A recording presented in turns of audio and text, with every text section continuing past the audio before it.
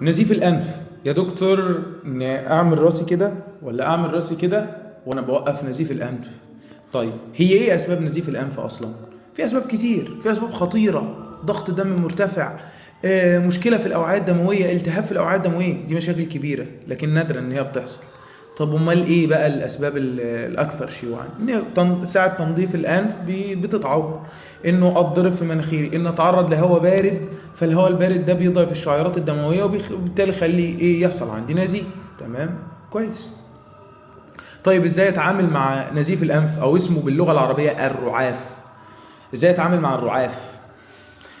هجيب مناخيري كده وامسكها لمده 5 دقائق، 5 دقائق ماسك مناخيري كده، تمام، وراسي متطقطقه لفوق كده شويه عشان نمنع الدم انه يرجع ويتبلع، متطقطقه كده شويه، وبمسك المناخير بتاعتي كده لمده 5 دقائق، وما اشيلش ايدي قبل 5 دقائق اتاكد اذا كانت النزيف وقف ولا لا. 5 دقائق كاملين، وبعد كده ببص 99% مش هلاقي نزيف.